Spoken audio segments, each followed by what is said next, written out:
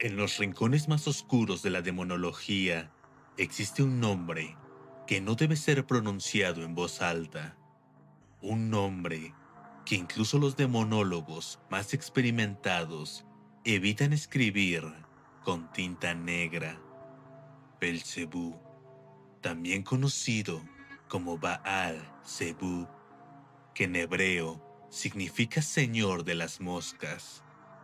Pero no te confundas, no era una simple deidad menor, ni un espíritu del aire. Belcebú es una entidad de poder inconmensurable, un príncipe infernal, el segundo al mando, solo detrás de Lucifer. En el mundo antiguo, los filisteos lo adoraban en la ciudad de Ecrón.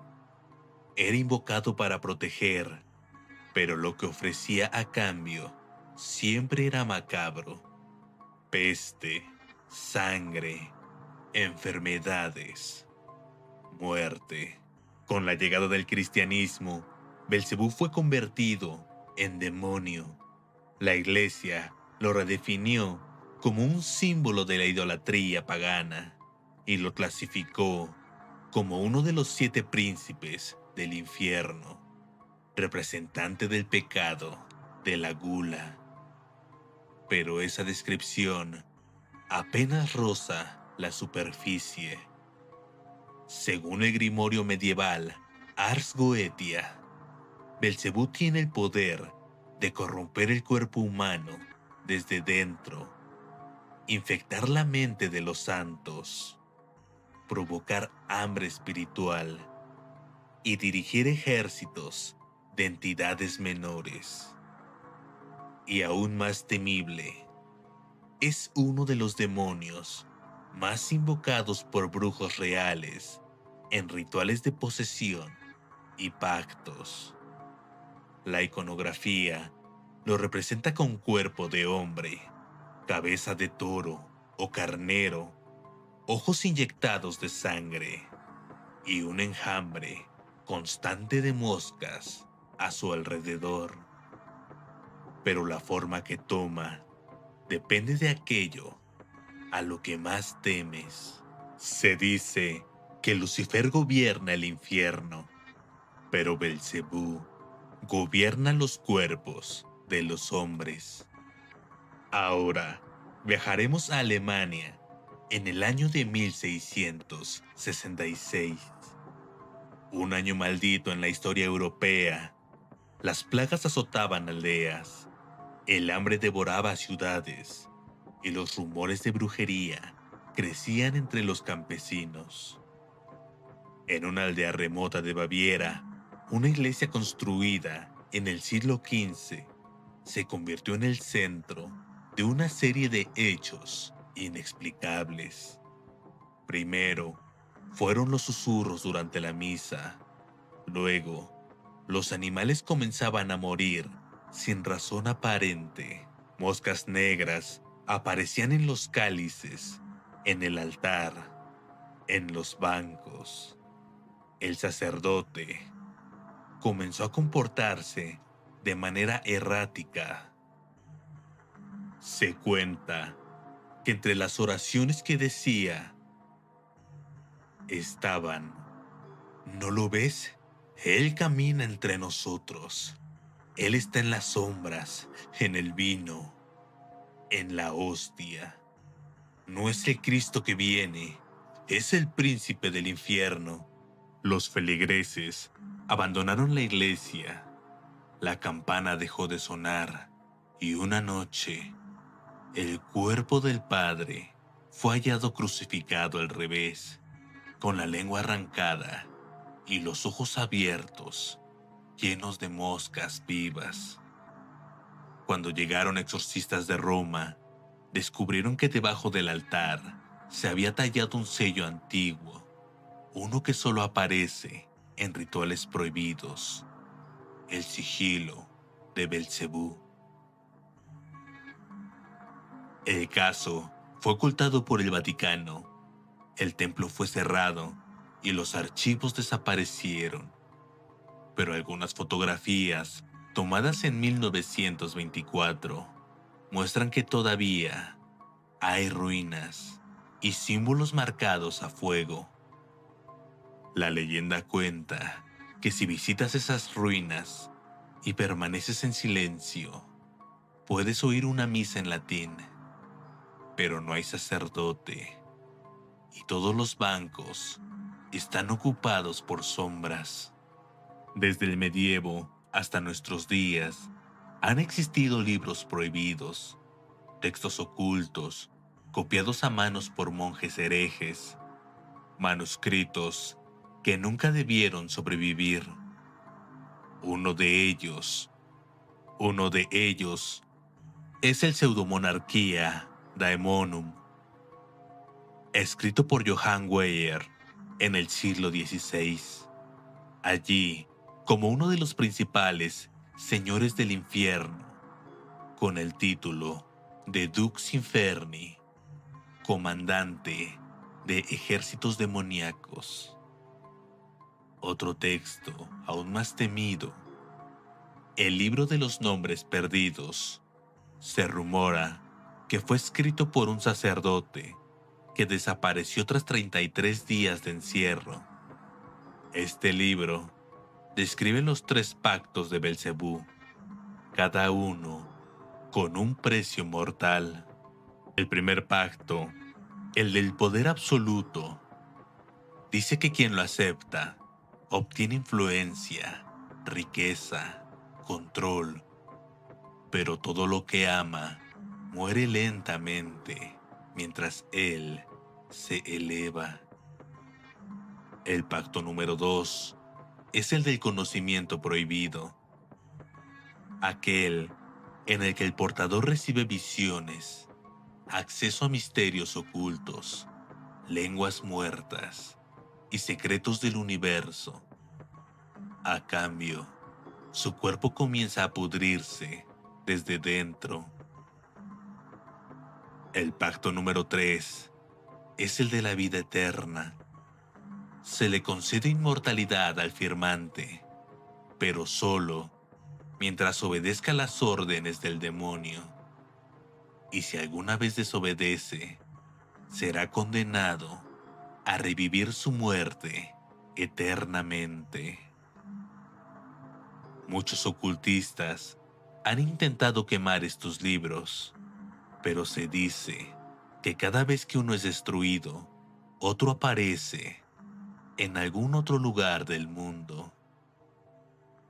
Uno de aquellos textos describe el ritual de invocación de Belcebú en detalle. Menciona que debes estar solo, en completa oscuridad, frente a un espejo, a las 3:33 de la mañana, y repetir su nombre 9 veces. Y repetir su nombre 9 veces.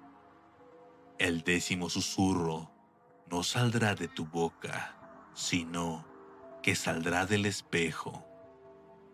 Durante siglos, las invocaciones a Belcebú eran un secreto resguardado por ocultistas, brujos y herejes.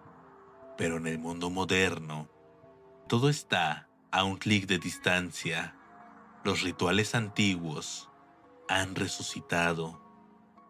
En rincones oscuros de Internet, foros ocultos, canales de audio en frecuencia bloqueadas, salas en la Deep Web, hay comunidades que se hacen llamar los herederos de la mosca. Ellos no solo creen en Belcebú, se dice que lo adoran. Comparten fotos de rituales, grabaciones de posesiones y documentos digitalizados de grimorios perdidos. Hablan en código, usan símbolos y aseguran tener comunicación directa con él. Testigos aseguran haber visto a 5 personas vestidas con túnicas negras rodeando un cuerpo en estado catatónico. Sobre el pecho, dibujado con sangre, el sigilo de Belcebú. Cuando llegó la policía, no había nadie, solo una grabadora, repitiendo una frase distorsionada en latín: Ego sum, princeps, orum locorum. Yo soy el príncipe de este lugar. Los síntomas de quienes han intentado estos rituales son siempre los mismos: presencia de moscas en lugares cerrados y sin comida, sueños vívidos donde aparece un ente alado con ojos rojos, cambios repentinos de personalidad y fascinaciones con símbolos demoníacos, fuego y muerte. Y lo más inquietante, algunos afirman que sus dispositivos electrónicos se encienden por sí solos a las 3:33 am. Un dato más: hay un audio circulando en la red profunda que supuestamente es una invocación directa a Belcebú. Se dice que quien lo escuche entero, sin interrupciones, será visitado esa misma noche.